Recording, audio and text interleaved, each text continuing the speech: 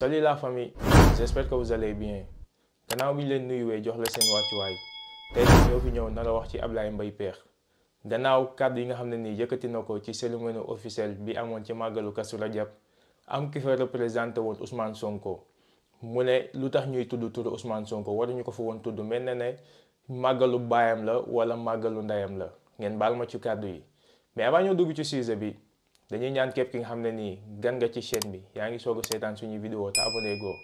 nga abonné ci chaîne bi aimé vidéo bi wax ñu sa xalaat ci commentaire yi.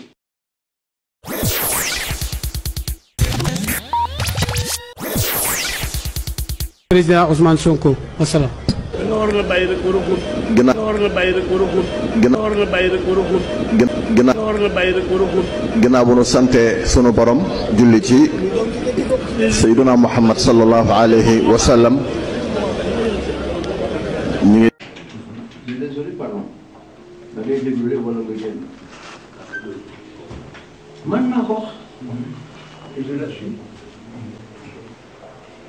parce que on ne peut pas toujours cacher les vérités cette insolence. sama gars yi vidéo bi ñoo ko seetaanandoo mais avant ñoo ñëw wax ci Ablaye Mbaye Pekh dama bëgg ñu delluwaat quelques années ci ginnaaw ñu dem xooli ji Ablaye Mbaye Pekh kàddu yi nga xam ne ni doon na ko yëkkati ci maître Ablaye Wade ci président Ablaye Wade ne du mës a transhumé du mës a jóge ci Ablaye Wade loolu laa bëgg ñu dem seetaan ji ko ñëwaat. déedéet lu tax may transhumé géwél piir su këram dee dootu way keneen Ablaye Wade jaar naa ak moom foofu su ma ko bàyyee ku ma wuti nga war maa ragal damay bañ ku ma ragal. est-ce que leer na de. dañ def tampon ci wax jooju jaar naa ak man teral na ma. dama bëgg nga waxal naa ko lu baax. waaye Ablaye Wade jaar naa ak man foofu nag su ma ko bàyyee ku ma wuti nga ragal ma. isaan pem joo gis pelam lay dajeel. la ilaha illa astaghfirullah. sama gars yi ñoo ko gisandoo mais nañ leen seeti ji Ablaye Mbaye Pekh bu jamonoy tey bu jamonoy Macky Sall gannaaw bu mu transhumé dem ca Macky Sall nañ leen ko dem seeti ji. loolu Ablaye sax bu juddoo dañ koy dàmp. boo bëggee mu màgg da nga koy dàmp. waaye boo dàmpoo ndax chauffeur ba dàmp na. ñëpp a dàmp. mais chauffeur bi luñ ko jox. ah luñ ko jox liñ ma jox sax waxuma ko lu tax may wax luñ jox chauffeur. waaw mais wax nga ni jox nañ la oto jox sëñ bi oto. chauffeur bi chauffeur yi am nañ. lu ñoom li ngay fay sama chauffeur waxoo ma ko di. mën a caan rek ngeen di fuurale tànk. sama gars yi kii mooy Ablaye Mbaye Pekh kii moo taxaw ne du mës a transhumé ndax Ablaye Wade lu mu ko defaral ci këru àdduna du mës a dem di transhumé di bàyyi Ablaye Wade kon tey jii nii moo nekk di xalamal Macky Sall kon tey jii nii nit ku mel nii yow est-ce que war nga mën a taxaw naan buñ fi tudd Ousmane Sonko ci lu toll ni cérémonie officielle màggalu Kazu Rajab nga xam ne sëñ Fallou lañ koy defaral te sëñ Fallou ku nekk gis nga ni mu meloo nag Senghor te Senghor du jullit kon tey jii nii Ousmane Sonko mi nga xam ne nii jullit la ne taalibe Serigne Touba la mënul dem ca màggal ba mais mu yónnee am ku ko fa représenté moom mooy taxaw ne duñ fi tudd turu Ousmane Sonko man dama koy laaj yow màggal gi sa màggalu baay la wala sa màggalu ndey la wala sa màggalu lan la yow ba nga xam ne nii yow war nga wax kuñ fa war a tudd kuñ fa war a tudd na dèjà yow respecté woo surtout sëñ Touba yi nga xam ne nii ñoo nekkoon ci baas bi doomu sëñ Fall yi nga xam ne nii ñoo nekkoon ci baas bi ak looy politique ak koo mënti àndal boo demee ba nga xam ne nii fi nga toog muy Touba ci biir cérémonie officielle bi nga xam ne nii màggal moo ko tax a jóg wallaahi nga war a bàyyi sa politique bi nekk nga xam ne nii bis boobu bisu jaamu yàlla la ñu jaamu fa yàlla ak kuñ fa mënti tudd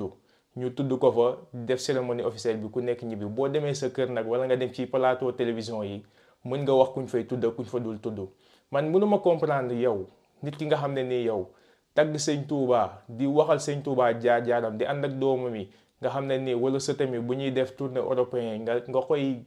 nga koy taggal seeni maam di wax seen jaar-jaaru maam moo la may li nga am nii yow sëñ Touba lan la defarul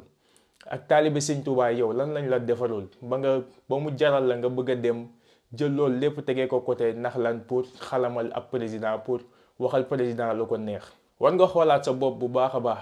gannaaw man nga ma maam man matuma la conseil mais war nga xoolaat sa bopp baax lu ñuy wax rek dëgg puso bu réer la